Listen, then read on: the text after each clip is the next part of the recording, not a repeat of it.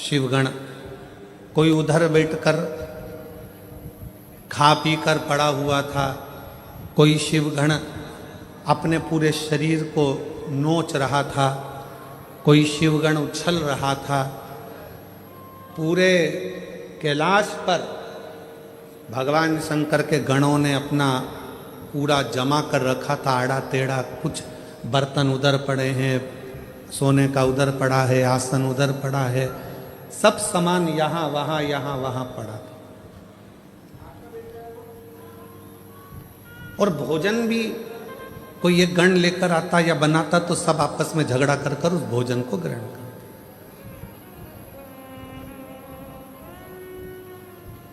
जैसे ही पार्वती जी कैलाश पर पहुंची और पार्वती जी ने देखा कि सारा अस्त व्यस्त कैलाश है, कोई सामान इधर पड़ा है, कोई सामान उधर पड़ा है, कोई सामान उधर पड़ा है, तो पार्वती जी ने शिव जी से कहा कि अपना विवाह हुआ है, अपन कहाँ रहेंगे ऐसे कैलाश पर। शंकर भगवान बोले, अब तुम घर की बहू बनकर आई हो, मेरी अर्धांगिनी बनकर आई हो, तो अब तुम इस पूरे घर को जमाना, सेट करना, पूरे घर को अच्छा बनाना, ये तुम्हारी जवाबदारी। पार्वती जी ने कहा, इतना बड़ा कैलाश और मैं जमाऊं? तुम अकेली नहीं, ये गण है ना इतने सारे, इनके साथ मिलके जमाओ।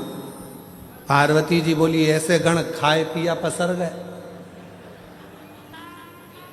कोई अपने बाल खुजा रहा है, कोई हाथ पैर खुजा रहा है, कोई के 12 मुंह, कोई के 4 मुंह, कोई के 6 मुंह, इनको कैसे समझाऊंगी। पार्वती जी बोली, इनका भोजन कौन बनाता है? शंकर भगवान बोले, अभी तक हम बनाते थे। गणों का पेट भरने की जवाबदारी तो हमारी है, संसार का पेट भरने की जवाबदारी हमारी है। संसार पृथ्वी पर जितने भी जीव जन्म लेते हैं उनके पेट भरने की जवाबदारी हमारी है। पर अब आज से तुम हमारे साथ शादी कर कर आ गई हो, ये सारी जवाबदारी हमारी खत्म हो गई। आज से पेट भरने की जवाबदारी तुम्हारी है, तुम अन्नपूर्णा बन जाओ और सबका पेट भरो। हमारी जवाबदारी खत्म हो गई। बहू सोचे कि ये सामान कौन जमाएगा, सास जिठानी की देवरानी। अब तुम ब्याह कर कर आ गई हो, तुम जमा। कई नई नई बहुएं आकर कहती हैं, तुम्हारा घर ऐसा, तुम्हारा घर वैसा, तुम्हारे घर में तो रहने के तरीके नहीं है लोगों को। अपने पति को रात दिन वो एक ही शब्द सुनाती, तुम्हारे घर के लोगों को रहना नहीं आता, तुम्हारी मम्मी को बोलना नहीं आता, तुम्हारे पापा को फैला देते हैं, तुम्हारे छोटा भाई ऐसा करता है, तुम्हारी बहू ऐसी करती है, तुम्हारे भैया ऐसा करते हैं, तुम्हारी भाभी ऐसा करती है। तो पति उपत कर क्या बोलेगा, अब तू आ गई ना समझदार, तू संभाल, बात खत्म। अब इतनी सी बात पर अगर झगड़ा करें, इतनी सी बात पे अगर अपन झगड़ा करेंगे, लड़ेंगे, तो कहां तक रही थी। अब तू संभाल। पार्वती जी ने कहा, मैं संभालू? हाँ ठीक है। अब मां जगत जननी जगदम्बा अम्बा ने आज सारे गणों की मीटिंग करी। इतना फैलारा पूरे कैलाश पर फैला है, कौन उठाएगा? एक एक करके सारे गण खसक गए।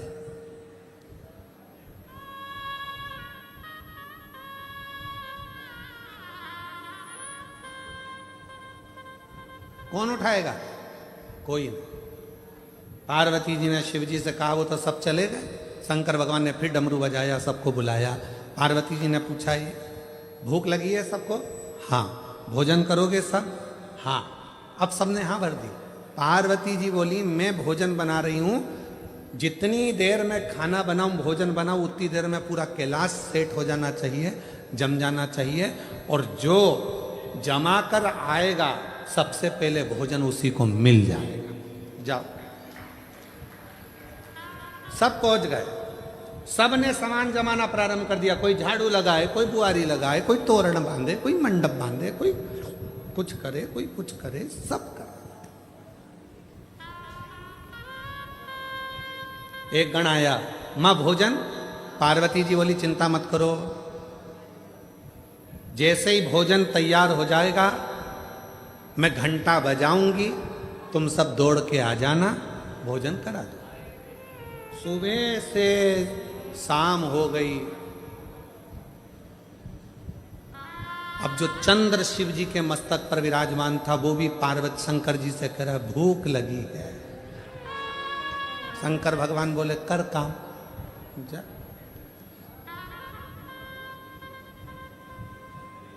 जाओ। रात्रि होने लगी, चंद्र पुकारने लगा, मां भोजन दीजिए। अब तो पूरा घर जम चुका है। तब पार्वती जी ने देखा कि पूरा कैलाश जम चुका था। तब पार्वती जी ने चंद्र की साक्षी में चंद्र को शिव जी से अपने मस्तक पर रखकर घंटे का नाद करा। शिव जी ने मां पार्वती का नाम चंद्र घंटा रख दिया। उसी पल, उसी घड़ी, उसी क्षण शिव ने कहा पार्वती आज तुमने पूरे कैलाश को सेट कर कर जमा कर उनका भरण पोषण किया है। जो तुम्हारे नाम का उच्चारण करेगा उस वो कितना भी बिखरा हुआ क्यों ना हो, हृदय से टूटा हुआ क्यों ना हो, उसकी दुकान, उसका व्यापार चाहे कितना भी बिखर गया हो, अगर प्रतिदिन एक दुर्वा वो चंद्र घंटा के नाम से अगर मुझे समर्पित करेगा तो उसका घर, परिवार, व्यापार मैं खुद सेट करते चले जाऊंगा, जमाते चले जाऊंगा। तो ये नाम कोई साधारण नाम नहीं है, चंद्र घंटा का नाम।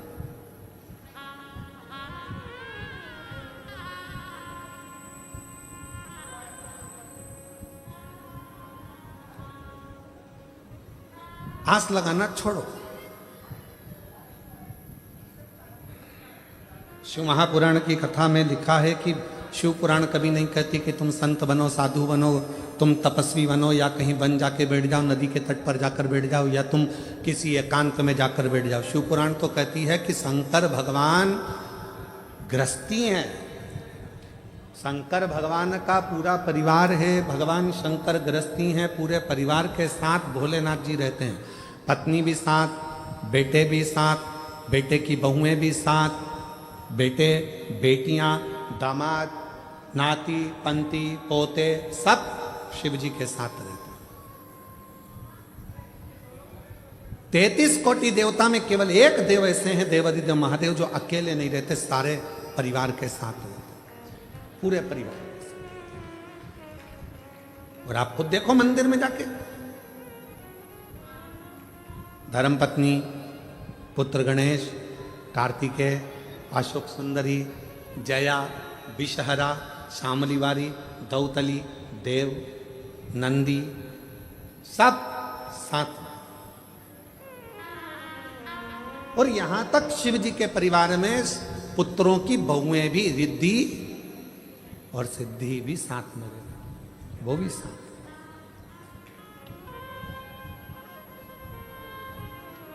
पूरा परिवार साथ में रह रहा, पूरा परिवार।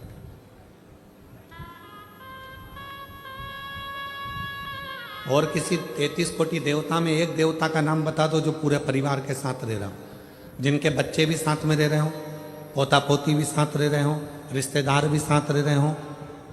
कोई 33 कोटि देवता में कोई देवता की ऐसे मंदिर नहीं है जिसमें वो पूरे परिवार के साथ रहे।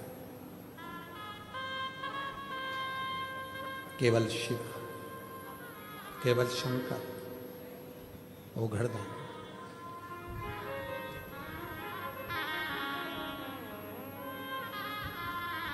क्यों? एक बार माता लक्ष्मी जी ने भी भगवान विष्णु से पूछ लिया था कि शिव जी का पूरा परिवार एक साथ में है, शंकर भगवान का पूरा परिवार एक साथ में है, ये क्यों? भगवान नारायण ने माता लक्ष्मी से, विष्णु पुराण में वर्णन आता है कि लक्ष्मी को माता भगवान नारायण ने कहा था, सुनो लक्ष्मी, भगवान का पूरा परिवार एक ही मंदिर में इसलिए दर्शन देता है, शिव जी का परिवार कहता है, शिव महापुराण की कथा कहती है लक्ष्मी, कि जब घर का कोई एक व्यक्ति भी अगर शंकर के शिवलिंग पर जल चढ़ाता है तो उसके घर में रहने वाला छोटे से छोटा बच्चा हो, चाहे बूढ़े से बूढ़ा व्यक्ति हो, वो चढ़ाए गए जल का फल पूरे खानदान को मिल जाता है, पूरे परिवार को मिल जाता है।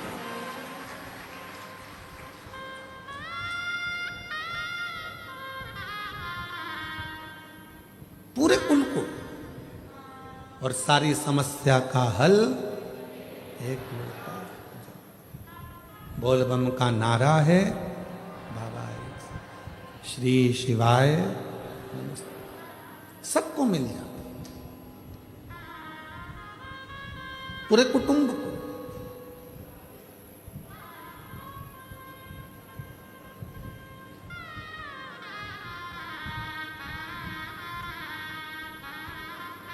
और तेरी कृपा बिना न हिले एक भी अणु लेते हैं श्वास तेरी कृपा से तनु तनु।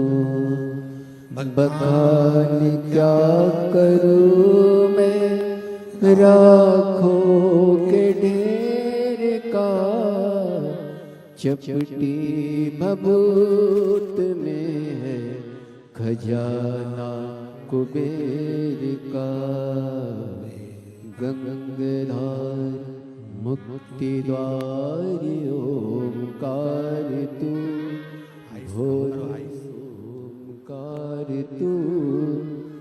आयो शरण तिहारी शंभु तार तार तू। बखान क्या करूं मैं राखों के ढेर का, चपटी भभूत में है खजाना कुबेर का। गंगाधार मुक्ति द्वार ओंकार तुम, भोले ओंकार तू। आयो शरण तिहारी शंभु तार तार तू। संपूर्ण परिवार को सुख, वो एक लोटा जल संपूर्ण परिवार को सुख दे देता है। संपूर्ण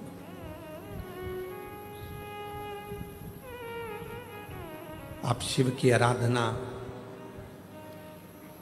तो शिव पुराण कह रही है, संत बनना सरल है, साधु बनना सरल है, तपस्वी बनना सरल है, पर घर में रहकर एक अच्छा व्यक्ति बनना, अच्छा गृहस्थी बनना, ये कठिन, ये दुनिया का सबसे कठिन काम।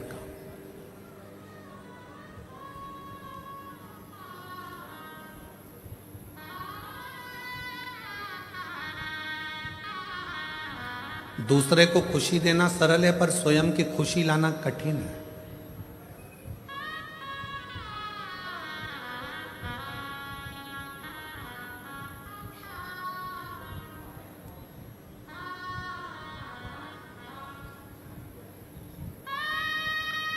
अपने चेहरे की प्रसन्नता जब समाप्त होती चली जाती है तो व्यक्ति अपने आप बूढ़ा होते चले जाता है।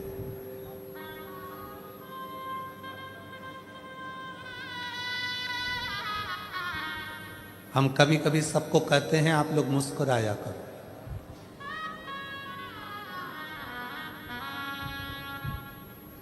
अपने घर में भी रहो तो ऐसे रहो कि मुस्कुराते रहो।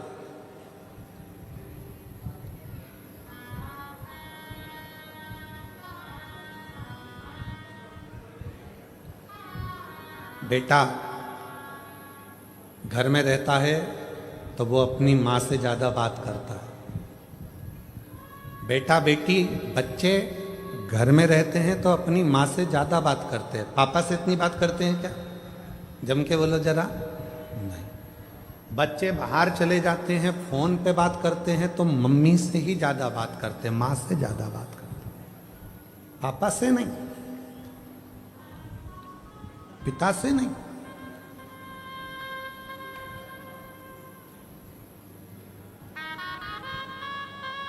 माँ से बात चल रही है और पिताजी पास में अपनी धर्म पत्नी के पास में बैठे हैं, वो माँ से बात कर रहा है।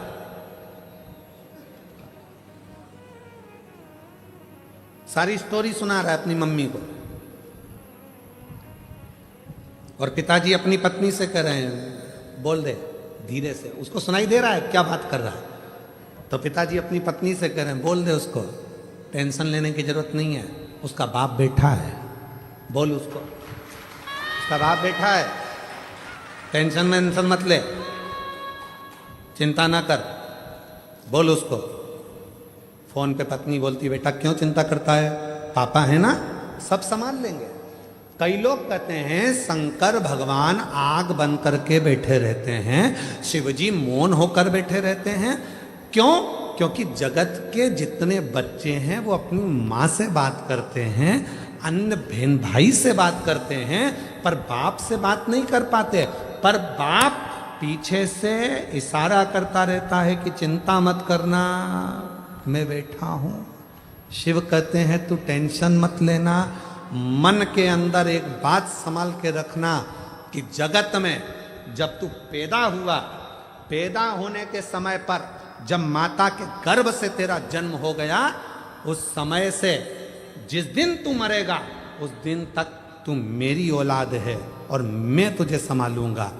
और आप प्रैक्टिकल कर कर देखिए, प्रैक्टिकल नहीं, एक प्रयोग आपने देखा होगा कोरोना काल में, हमने खुद देखा है। एक हमारे इंदौर का एक परिवार था, नाम स्मरण में हमें नहीं आ रहा, इंदौर का हमारा एक परिवार था, कोरोना काल में वो उस परिवार के उसका बच्चे का पिता चले गए, कमाने वाला चले गया, बच्चे की मां चली गई कोरोना में,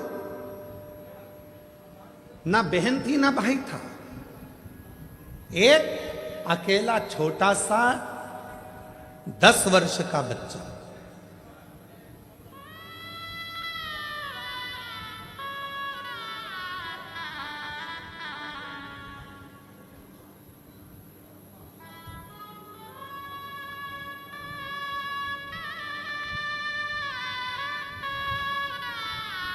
गए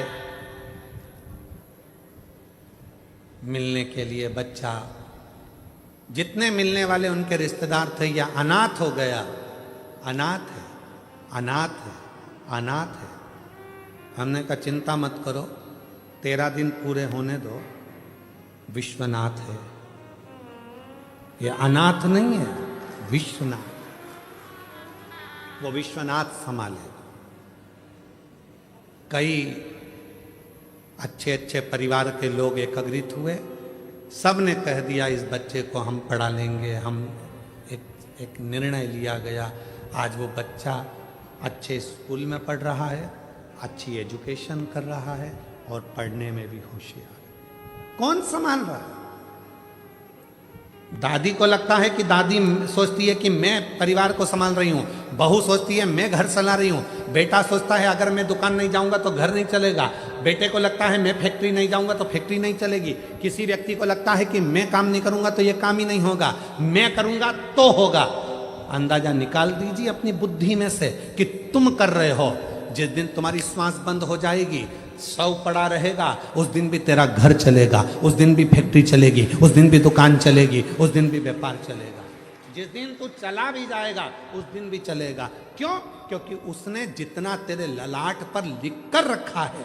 घर में 10 लोग रहते हैं तो 10 का भाग्य रहता है, घर में 4 लोग रहते हैं 4 का भाग्य रहता है। याद रखना, सामूहिक परिवार में रहने का हमारा सनातन धर्म कहता है कि परिवार को जोड़कर चलो। क्यों कहते हैं? इसमें परिवार का हित नहीं, तुम्हारा हित है। क्यों? अगर परिवार में चाचा जी हैं, ताऊ जी हैं, ताई जी हैं, जितने परिवार के सदस्य हैं, सबके भाग्य की लक्ष्मी, अगर एक का भाग्य सही नहीं है तो दूसरे का भाग्य तो अच्छा होगा, दूसरे का भाग्य ठीक नहीं है तो किसी तीसरे का तो भाग्य अच्छा होगा, तीसरे का भाग्य भी ठीक नहीं है तो किसी चौथे का भाग्य तो अच्छा होगा। उसी तरह से जैसे किसी एक का भाग्य भी अगर अच्छा है तो घर में बरकत बनी रहती है। जब हम सोचते हैं कि मैं कमा रहा हूँ, मेरी पत्नी कमा रही है, मेरे 2 बच्चे हैं, मैं लेकर अलग हो जाऊं, अलग होकर देखना कि कितनी समस्याएं सामने खड़ी होती है। फिर कितने के भाग्य करे गया? 4 के भाग्य की लक्ष्मी रह गई, एक तेरे, एक तेरी पत्नी, एक तेरा बेटा, एक तेरी बेटी, बस इन्हीं के भाग्य का जितना आएगा आएगा। तो उस लक्ष्मी में कितना करोगे? एक फ्लैट, एक गाड़ी, एक मोबाइल, गैस की टंकी, बिजली का बिल, बस इतना मैनेज करते जाओगे। पर यदि सामूहिक परिवार में रहते 10 जगह के भाग्य की लक्ष्मी आती तो तुम्हें खर्च नहीं करना पड़ता। जो गैस की टंकी में, बिजली के बिल में और गाड़ी में लगा रहे हो वो तो तुम्हारा सेफ होते चले जाता। पर तुम समझे ही नहीं। तुमने तो सोचा मेरी पत्नी का भाग्य, तुमने सोचा मेरा भाग्य, तुमने सोचा मेरे बेटे का भाग्य, तुमने सोचा मेरी बेटी का भाग्य है। तुम उस परिवार से टूट गए, दूर चले गए, अपना सोचकर कि मैं करूंगा जो होगा, मेरे कहने पे चलो। यही नहीं हो सकता, ये हो नहीं सकता। यीशु महापुराण की कथा यदि है सब मिलकर करा रहे हैं तो कोई व्यक्ति ये ना सोचे कि मैं करा रहा हूं। जिस दिन मैं का शब्द आ गया तो कार्यक्रम बिगड़ना चालू हो जाता है, और जिस दिन सब मिलकर करा रहे हैं तो कार्यक्रम की सफलता हो जाती है। मैं नहीं, तुम सब हो, तुम सब। वो एक लाइन एक गीत की है, पुराने गीत की, तुम जैसे दोस्तों का सहारा है, तुम जैसे दोस्तों का,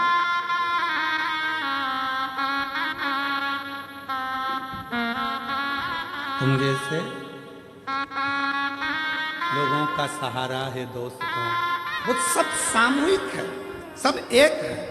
और फिर निवेदन करूंगा, परिवार की एकता,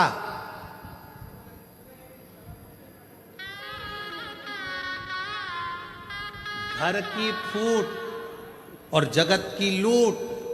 याद रखना, जब हमारे आपस में ही हम फूट डाल लेंगे तो दुनिया के लोग लूटना प्रारंभ कर देंगे। इसलिए घर की फूट, जगत की लूट, फूट मत डालो। एक हैं, एक रहेंगे, सामूहिक हैं, सामूहिक रहेंगे, सब मिलकर चलेंगे, आगे बढ़ेंगे सब।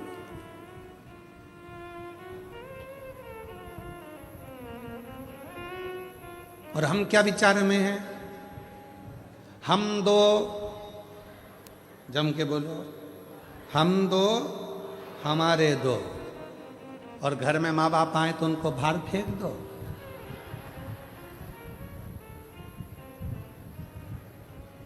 कोई तुम्हारे घर में आया तो उसको बाहर फेंक दो? नहीं, सब मेरे हैं।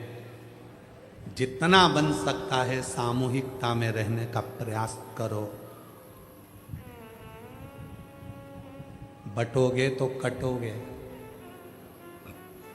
एकजुट होकर रहोगे तो जिंदगी के हर पहलू में, हर पहलू कौन नहीं देता। पर जितनी मेरी जीजियां बैठी हैं, जितने मेरे जीजा बैठे हैं, जितनी मेरी बेटियां बैठी हैं, जितने मेरे बेटा बैठे हैं, जितने बुजुर्ग माँ बाप बैठे हैं, आज एक बात याद कर जाना, तुम किसी से आस लगाना छोड़ दो। आज से नियम ले लो कि मैं अगर आस लगाऊंगी तो मेरे भोले नाथ से लगाऊंगी, बाकी के किसी से नहीं लगाऊंगी। क्यों? हम जिससे आस लगाते हैं वो आस एक ना एक दिन टूटती। कितना सोच के बैठी थी, मेरी बहू आएगी, गरम रोटी खिलाएगी, मेरे पांव दबाएगी, मेरी चंपी करेगी।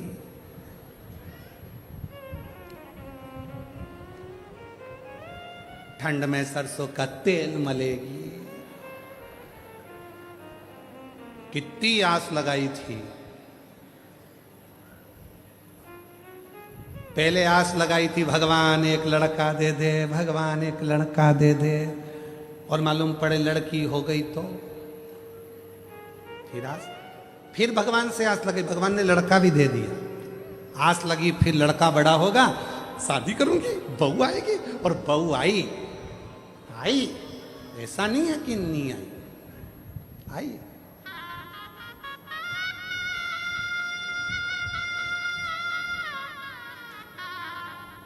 तुमने सोचा था तुम्हारे सिर पे पल्लू लेके पांव पड़े। वो सुबह से उठ के आई, बहू आई, सुबह से उठ के आई। हेलो मम्मा,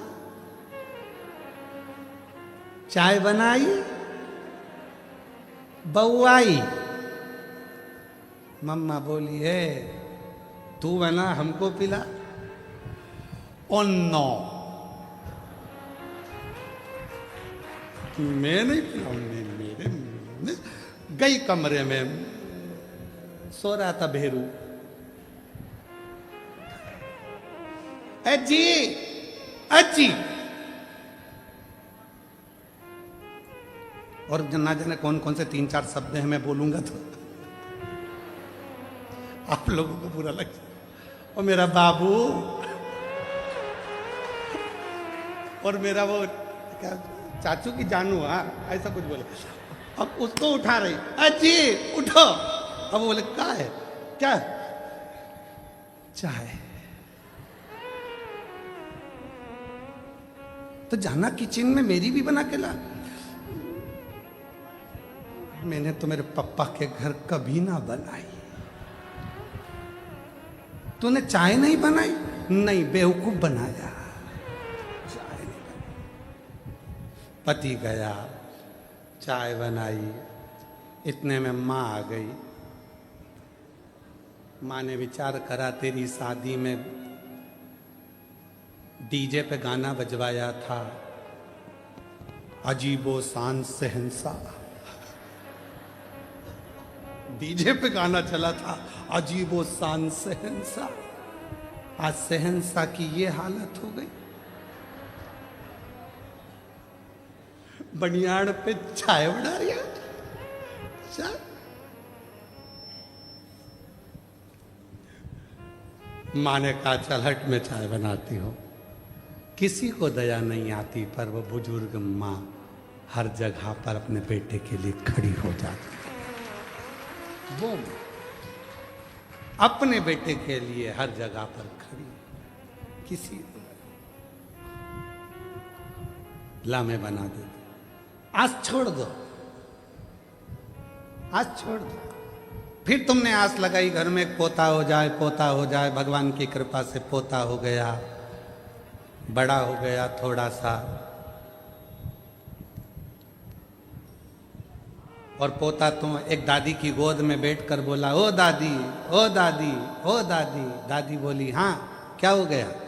वो पड़ोस में कल्लू ले रहनी, वो कल्लू है ना, उसके यहाँ पर आज रायता बना है, चने की सब्जी बनी है, पूड़ी बनी है, बूंदी बनी है, नुक्ती सेव बना है। इतने में दादी ने बोला बेटा उसकी दादी मर गई ना, इसलिए 12वां है, 13वां है, इसलिए बना है। इतने में गोदी में बैठ के पोता बोला तू कब मरेगी? बूंदी कब मिलेगी? दादी भी सोचे, आस लगा के बैठी थी कि सोने की सीढ़ी पे चढ़ूंगी। ये तो मुझे जीते जी चढ़ाए जा रहा है स्वर्ग की सीढ़ी। और विचार करी थी सोने की सीढ़ी चढ़ेगी। आस लगाना छोड़ दो।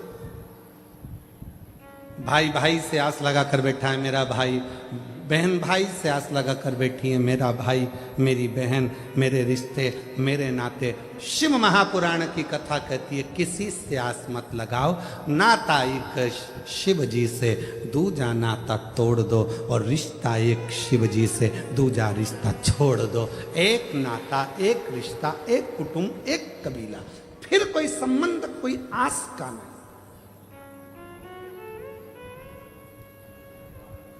कथा में भी आओ तो आस लगा कर मत आना। कथा में आओ तो आस लगा कर मत आना। मैं जा रही हूं, आगे बैठूंगी। आस लगा के आई थी, अंदर प्रवेश ही नहीं मिला। सबको फोन लगा रही, भैया जी कहाँ हो? भैया जी बोले हमारी तो खुद बैठने की सेटिंग नहीं हो रही, पीछे खड़े। आस लगा के बिल्कुल मत आओ। तुम तो ये सोच कर आओ मेरा शंकर भगवान, मेरा भोलेनाथ जहां बिठाएगा बैठ जाऊंगी, कथा सुनाएगा सुनूंगी और चली जाऊंगी। जाई विधि राखे शंभु ताई विधि रहिए, और शिव शंकर हरे शंकर गौरी शंकर कहिए। जैसा शिव रखे वैसे रहने का प्रयास। जैसा शिव। संसार में आस लगाओगे टूटे। एक पत्र है, अच्छा है, देखो।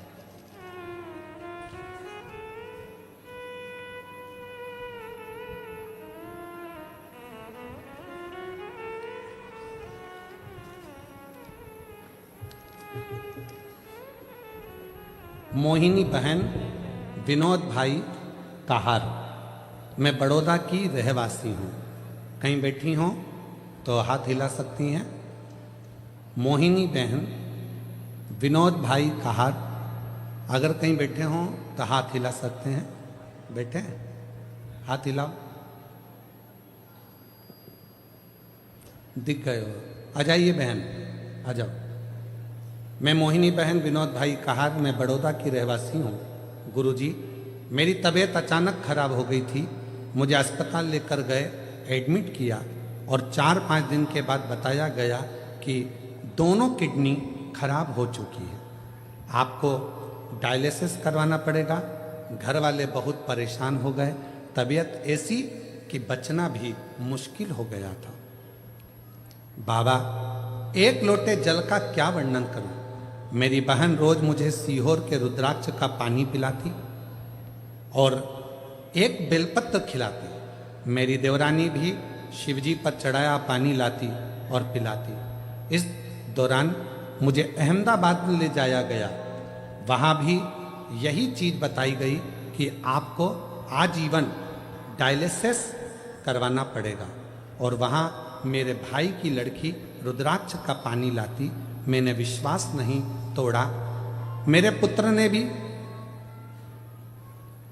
आंवले के पानी का प्रयोग चालू किया। रोज रात को 9:15 वाला जो आपका उपाय है वो मेरे बेटे ने करना प्रारंभ करा। कुंदकेश्वर महादेव का नाम लेकर दवाइयाँ खाती और डायलिसिस चल रहा था, पर डॉक्टर ने कहा कि ये तो जिंदगी भर चलेगा। समझ नहीं आया, रुद्राक्ष का जल पीती और 9:15 वाला जो उपाय था वो करना प्रारंभ करा। आज मैं बाबा को धन्यवाद देने के लिए आई हूँ गुरुदेव, कि आज मेरा एक भी डायलिसिस नहीं होता, मेरी किडनियों ने काम करना प्रारंभ कर दिया और सारी की सारी रिपोर्ट नॉर्मल होने लगी। मेरी सारी की सारी रिपोर्ट नॉर्मल होने लगी। डॉक्टर ने भी बताया कि आपकी दोनों किडनी, डॉक्टर ने भी बताया कि आपकी दोनों किडनी काम करने लगी है, अब आपको डायलिसिस की कोई ज़रूरत नहीं है। ये बाबा की कृपा है गुरुदेव कि आज मेरी किडनियाँ काम करने लगी। शिव पर भरोसा करिए, शंकर पर भरोसा करिए, हम संसार के लोगों पर भरोसा करें।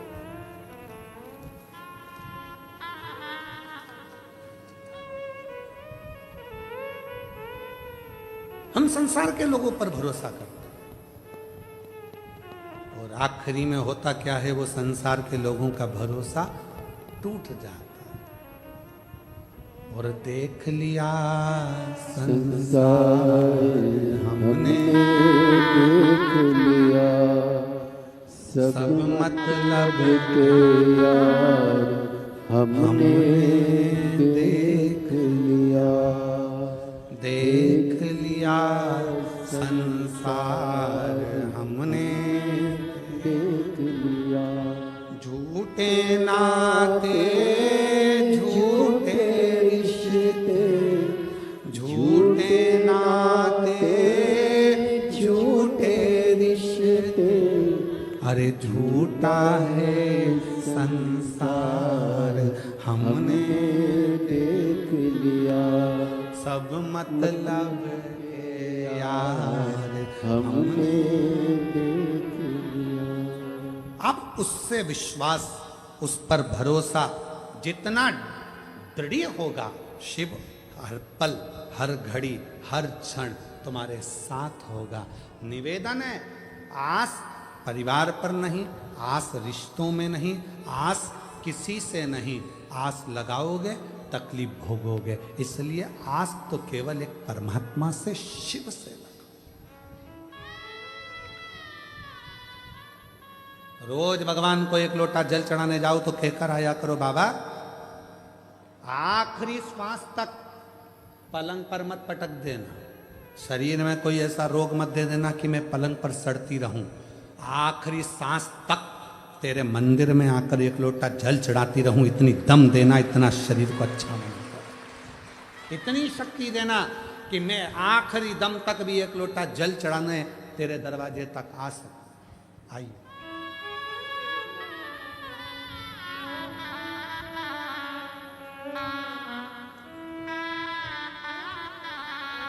झूठे नाते झूठे रिश्ते, झूठे नाते आंसू पोछो पहले, आंसू पोछो पहले, आंसू पोछो।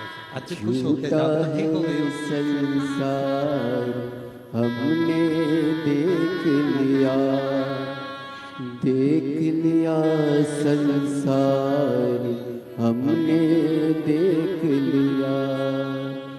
एक हफ्ते में 3 डायलिसिस होते थे और 4 महीने तक लगातार डायलिसिस, हर हफ्ते में 3 बार डायलिसिस कराना पड़ता था। किडनी दोनों खराब हो गई थी। डॉक्टर ने तो जवाब दे दिया था, पर आज शिव की कृपा से डायलिसिस भी पूरा बंद हो गया और भगवान की कृपा से किडनियों ने काम करना प्रारंभ। रोते नहीं, खुश हो। अब आंसू पोछो पहले, अच्छे से जाओ। दीदी कह रही है मैं सीहोर गई थी, माँ का रुद्राक्ष लेकर आई, उसको तांबे के कलश में गलाकर शिव को चढ़ाकर पानी अपनी बहन को दे देती थी। शिव की कृपा। एक बार जोरदार ताली बजाओ।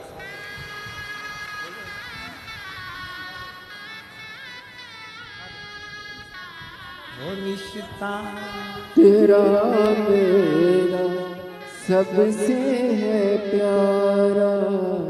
डॉक्टर ने कह दिया था बचेगी नहीं, पर शिव की कृपा उसकी उदार है। आप आस से कर, आप किस पर भरोसा कर रहे हो? वो शिव, वो शंकर। जो जैसी भावना लाया वो वैसा ही फल पाया। एक विश्वास अपने, एक पत्र आया, उस पत्र में एक पति अपनी पत्नी के लिए उस पत्र को लिख रहा, और पत्र में उसने लिखा हम पढ़े लिखे हैं, एजुकेटेड हैं। आप कहते हो कि कथा के पंडाल की मिट्टी भी फल देती है। मेरी पत्नी को बच्चे नहीं थे जब सूरत में पहली कथा हुई थी आपकी, जब सूरत में पहली कथा हुई थी, अभी सूरत की दूसरी कथा। सूरत में जब पहली कथा हुई थी तो मैं अपनी पत्नी को केवल दिखाने के लिए ले गया था कि बाबा सब झूठ बोलते हैं, वो पत्र में लिख रहा।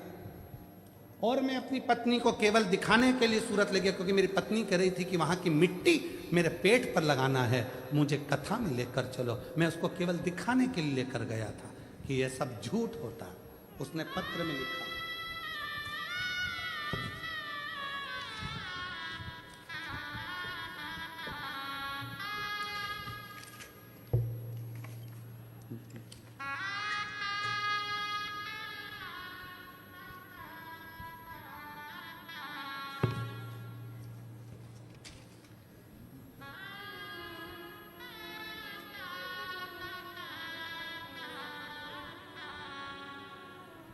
मेरा नाम मुकेश भाई है, मैं गांव करमड़, जिला सुरेंद्र नगर, गुजरात का रहवासी हूं, और मेरा मोबाइल नंबर ये है। मैं आर्मी में नौकरी करता हूं, भटिंडा में मेरी पोस्टिंग, पंजाब भटिंडा में मेरी नौकरी है। कहीं बैठे हों आप ही हैं, ऐसे हाथ हिला दो एक बार। हाँ, वापिस हाथ हिलाओ, आ जाइए। बच्चा आया है साथ में? हाँ, ले आइए।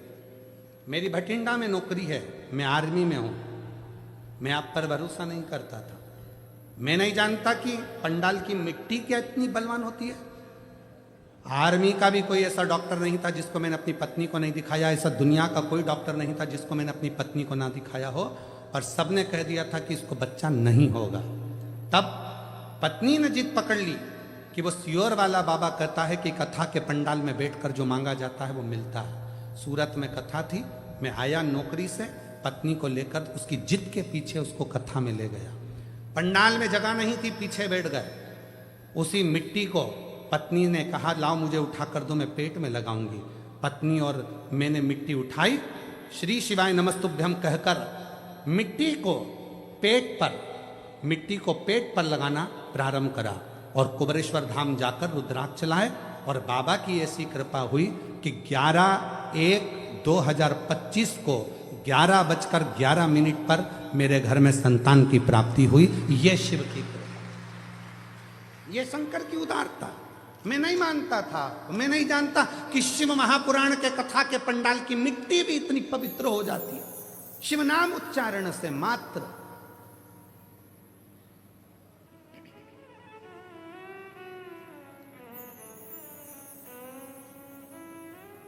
आपको लगता है कि आप कथा सुनने के लिए आए हो, पर हम कभी नहीं मानते कि आप कथा सुनने के लिए आए हो।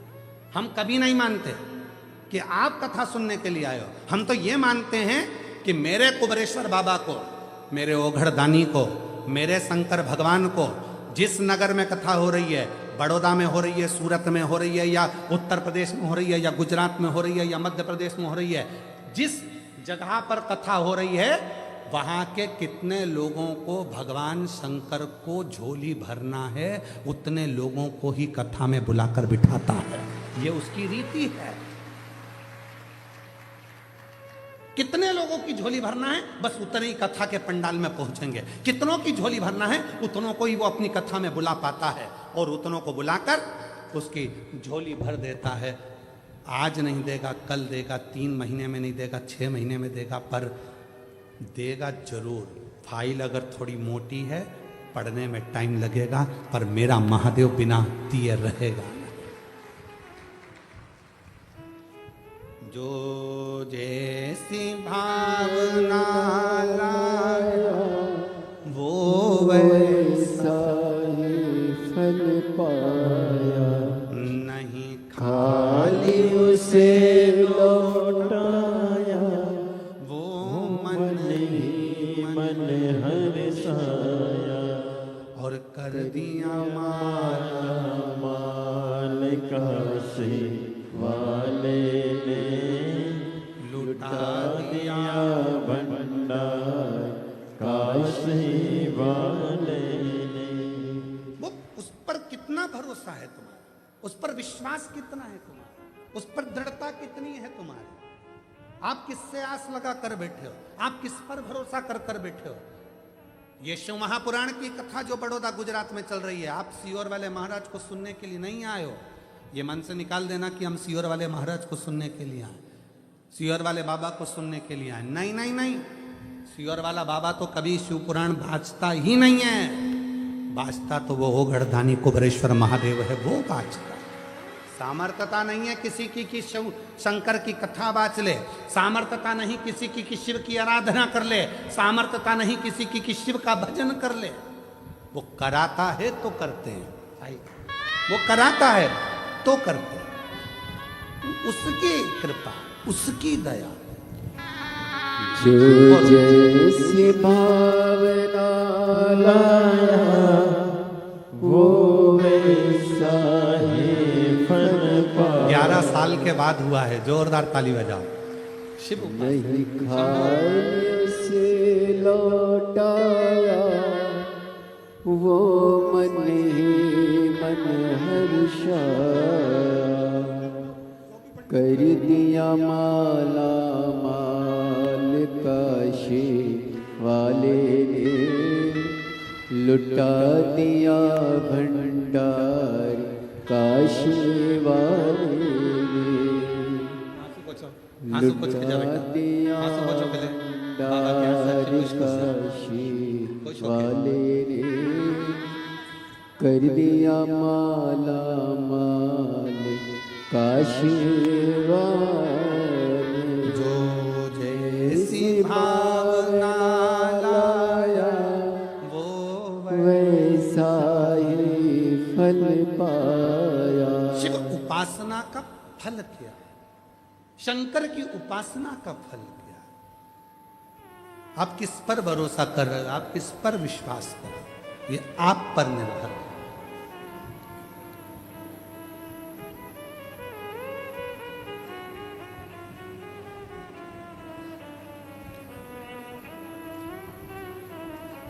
और महाराज, वो दुनिया के दुखड़े मिटाने वाला है, वो दुनिया के कष्ट मिटाने वाला है। आस उसी से रखी जा।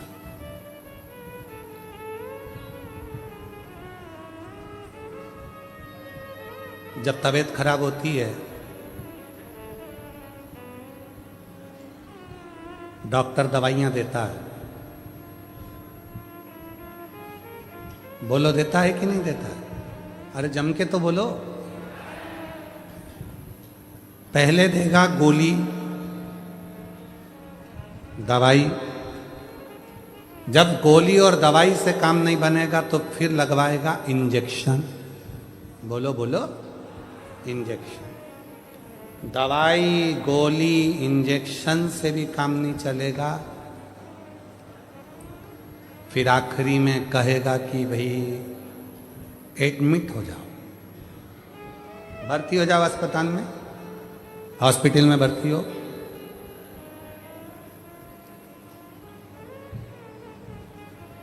डॉक्टर साहब भर्ती, एडमिट? हाँ, एक काम करो ना, मैं घर पे बॉटल चढ़वा लूंगा, मैं घर पे सब व्यवस्था कर लूंगा, तुम घर पे मैं इसको भर। ना ना ना, फालतू की बात मत करो, हॉस्पिटल में एडमिट हो। कितने दिन तक एडमिट होना पड़ेगा? 5 दिन या 7 दिन? 7 दिन भर्ती रहोगे, ट्रीटमेंट चलेगा, मुझे भरोसा है तुम पूरे अच्छे हो जाओगे, चले जाओ। 7 दिन? हाँ, देखूंगा, अगर 5 दिन में आराम लग जाएगा तो ठीक है, नहीं तो 7 दिन तो मैं हॉस्पिटल में रखूंगा। अब उसने दवाई दी, गोली दी, उससे आराम नहीं लगा, इंजेक्शन से आराम नहीं लगा, तो 7 दिन के लिए हॉस्पिटल में भर्ती करा। अस्पताल में जब भर्ती करा, एडमिट करा, ट्रीटमेंट देना प्रारंभ करा, 7 दिन बाद तुम इतने अच्छे हो गए कि दौड़ दौड़ के काम करने लगे और चकाचक आनंद से रहने लगे, आनंद से। बस यही कथा है।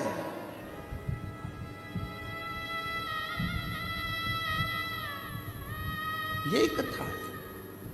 जब तुम्हारा कोई काम नहीं होता, घर पर भजन करते करते करते करते समय हो गया, तुम्हारा भगवान सुन ही नहीं रहा, मंदिर जाते जाते 1 लोटा जल चढ़ाते चढ़ाते समय हो गया, सुन ही नहीं रहा, दवाई से काम नहीं हुआ, इंजेक्शन से काम नहीं हुआ, तब भोलेनाथ ने, डॉक्टर ने कह दिया तेरे बड़ौदा में 7 दिन की कथा हो रही है, हॉस्पिटल में आके एडमिट हो जा, तेरा दुख मिटाकर मैं तुझे घर भेज दूं।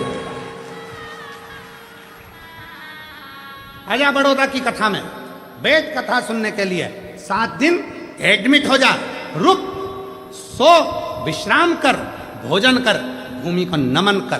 ट्रीटमेंट है, समय समय पर लेना पड़ेगा, सारा इलाज 7 दिन में तो वो ऐसा ट्रीटमेंट कर देता है कि 7 दिन बाद जब आप अपने घर पर जाते हो, शिव के बिना मन नहीं लगता, और तब बाबा भोलेनाथ फिर झोली भरना प्रारंभ कर देता है, स्वस्थ, खुश, आनंद में रखना प्रारंभ कर देता।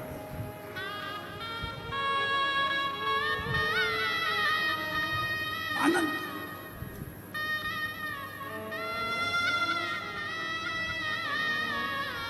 उससे अपने मन का भाव कहते हो, मन का। दुनिया के आगे प्रभु चुपचाप में रहता हूँ, दुनिया के आगे प्रभु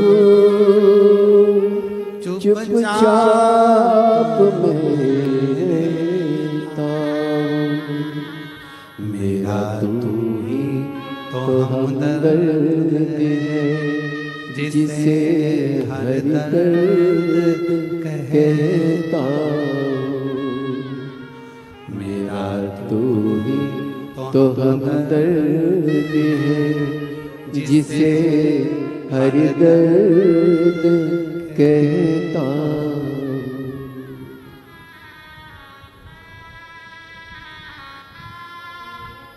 दुनिया के आगे प्रभु चुपचाप में रहता हूँ, मेरा तू ही तो हमदर्द है, जिसे हर दर्द कहता हूँ, मेरा तू ही तो हमदर्द है, जिसे हर दर्द कहता हूँ।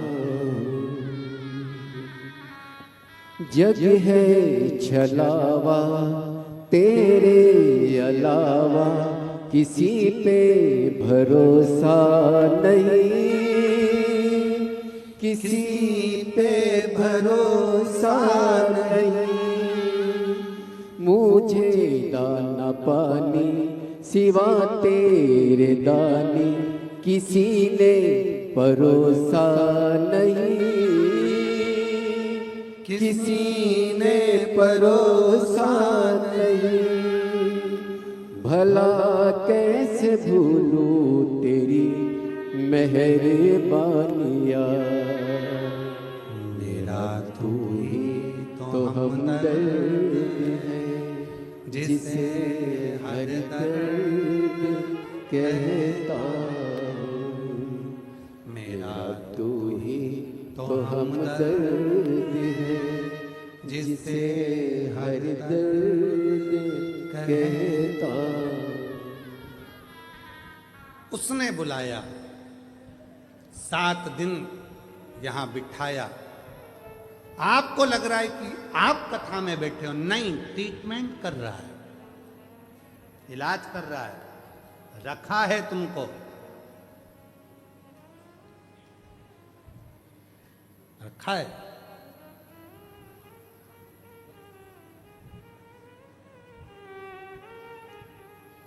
उसकी अविरल भक्ति में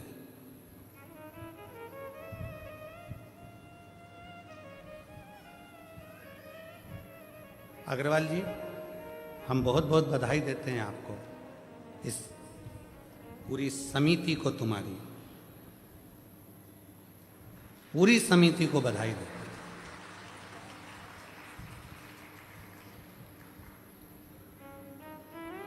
आप लोगों ने भोजन की व्यवस्था इतनी सुंदर रखी है। बड़े बड़े शादी में भी जो भोजन नहीं बनता वो भोजन आपने बनवा कर निश्चय भक्तों को लिए परोसा। साधुता है आपको उस चीज की।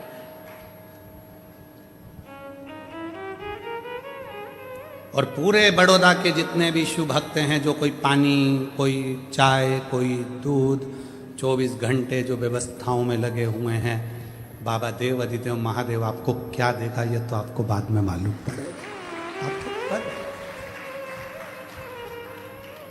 करो सेवा, वो देगा। सेवा करो तो मेवा मिले रे।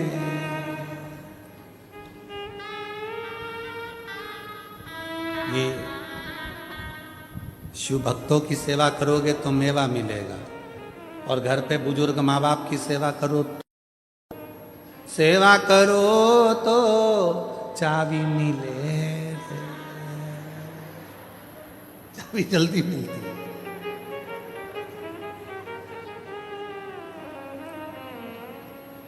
पर ऐसा नहीं है, चाबी के लिए कभी सेवा नहीं होना चाहिए। बुजुर्ग माँ बाप की सेवा तो इस भाव से करो कि हमारे भी बच्चे होंगे, अगर हम हमारे माँ बाप की सेवा करेंगे तो हमारी औलाद हमारी करेगी, इस भाव से।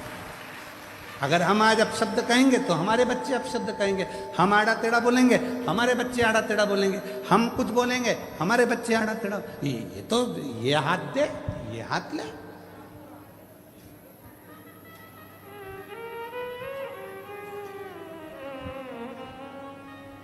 संसार तो ऐसा ही है। एक पढ़ा लिखा लड़का था, उसको नौकरी नहीं मिल रही थी, तो उसको सूचना मिली कि अपने गांव में सर्कस आया है। सर्कस वाले के पास जाकर बोला, भैया हमको नौकरी दे दो। सर्कस के मालिक ने कहा, ठीक है हम नौकरी तो दे देंगे, पर हमारे यहाँ पर तुमको एक काम करना है। क्या? बंदर के कपड़े पहनना है, शेर के मुंह में हाथ देना। कितना मिलेगा? 20,000 रुपये महीना। तैयार हो? ठीक है। बंदर के कपड़े पहन के शेर के मुंह में हाथ देना। नौकरी नहीं मिल रही थी बेचारे को, तो उसने नौकरी कर। अब उसको पिंजरे के अंदर, सर्कस चालू हुआ, चारों तरफ लोग बैठ गए, उसको पिंजरे के अंदर शेर, बंदर के कपड़े पिना के शेर के पिंजरे में उसको छोड़ दिया। और जो शेर के पिंजरे में छोड़ा, इतनी देर में उस पिंजरे में फिर शेर आया दौड़ते हुए।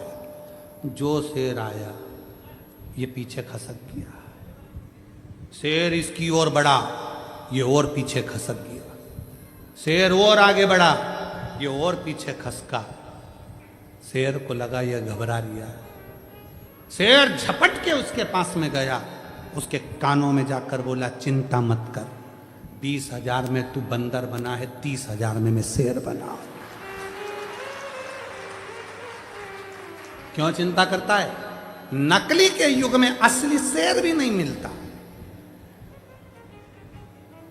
किस चीज की असली? आपका नकली नकली नकली नकली सब नकली का युग चल रहा है और उसमें तुम असली ढूंढने का प्रयास कर रहे हो। दुनिया में चमक धमक देखकर ज्यादा चाले में ना पड़िएगा, कहीं आडंबर में मत फंसो, किसी आडंबर में मत जाओ कि हम आ जाएंगे तो हमारा ऐसा होगा।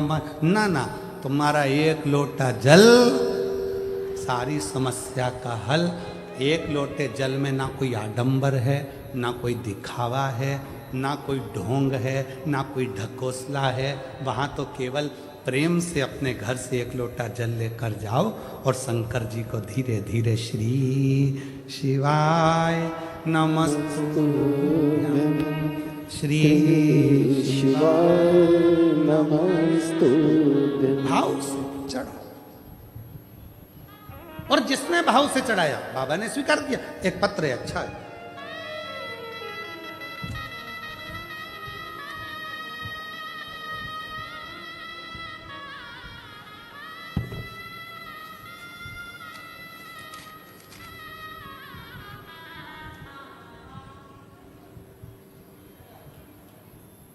मैं माधुरी विनोद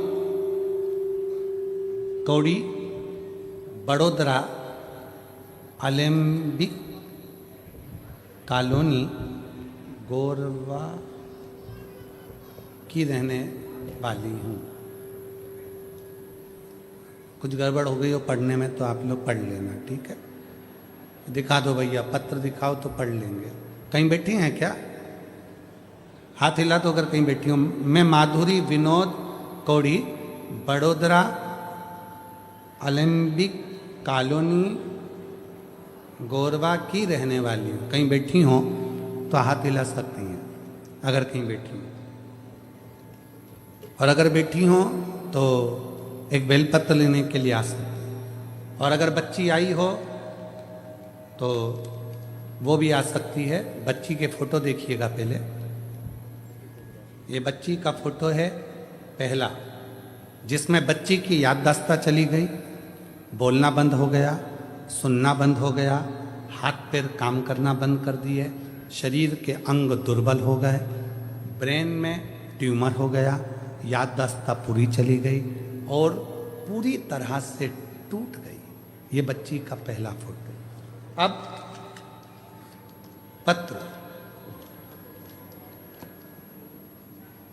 मेरी छोटी बहन पूजा सावेल उम्र 60 वर्ष जो कि उम्र 16 वर्ष जो कि 10वीं की परीक्षा दे चुकी थी, ठीक 10वीं की परीक्षा के 4 दिन बाद अचानक से उसका स्वास्थ्य खराब हुआ और हम उसे बड़ोदरा के SSG हॉस्पिटल लेकर गए।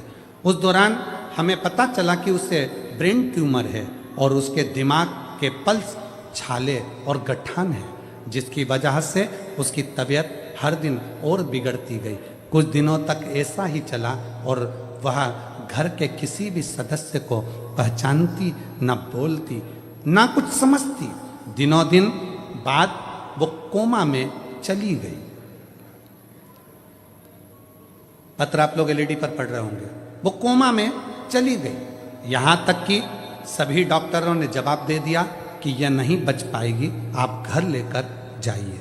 फिर भी मैंने और मेरे परिवार ने हार नहीं मानी और भोले बाबा पर पूर्ण विश्वास किया और उसी के सहारे छोड़ दिया। मेरा परिवार स्वयं श्री शिव महापुराण की कथा 2022 से सुन रहा है। मैंने बहुत सारे पत्र सुने जिसमें बाबा एक लोटा जल महत्व बताते हैं, और मैंने भी किया। भोले बाबा पर जल चढ़ाना प्रारंभ करा। प्रतिदिन जल पिलाती, कोमा में थी, नली लगी थी मुंह में, तब उस नली में कैसे ना कैसे 2 बूंद पहुंचा देती। बस सीहोर का रुद्राक्ष लाई, पानी को गलाकर पिलाना प्रारंभ करा।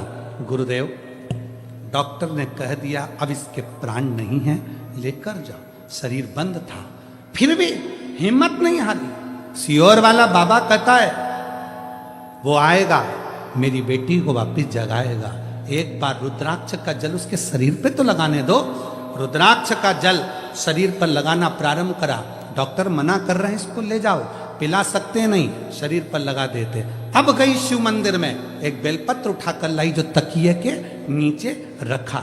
बेलपत्र लाई, उसको तकिए के नीचे भी रखा, और हमने मंदिर, देवालय, शिवालय निरंतर जाती रही। अब उसके शरीर ने काम करना प्रारंभ करा। धीरे धीरे शरीर में ऊर्जा आई, वेंटिलेटर से हटी। श्री शिवाय नमस्तुभ्यम उसको हेडफोन लगाकर कानों में सुलाना चालू करा, और बाबा की कृपा से बिना ऑपरेशन के और बिना किसी चीज के आज मेरी बेटी पूर्ण तरह से पहचानने लगी, जानने लगी, और बाबा की कृपा से चलना फिरना चालू कर दिया, जिसका मैं फोटो दूसरा लगा रही हूँ, जिसमें मेरी बेटी पूर्ण तरह से स्वस्थ होकर चल रही है, काम कर रही है, स्कूल जा रही है, और बाबा की कृपा। कहीं बैठी हो तो आ सकती हैं। 16 वर्ष की है बेटी पूजा सावेद। मैं माधुरी विनोद कोणी, बड़ोदरा अलेम्बिक कॉलोनी गोरवा की रहने वाली है। कहीं बैठी हो आ सकती। शिव तत्व किसको कहते हैं? शंकर की उदारता किसको कहते हैं? आपका विश्वास, आपका भरोसा। शिव के एक लोटे जल में ना कोई आडंबर है, ना कोई दिखावा है, ना कोई अन्य बात है। उस पर केवल तुम्हारा भरोसा, केवल विश्वास।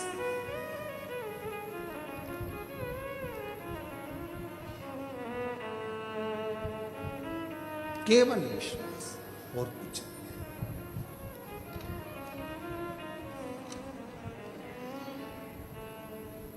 नहीं। इसीलिए शिव तत्व कहता, शंकर की कथा कहती है।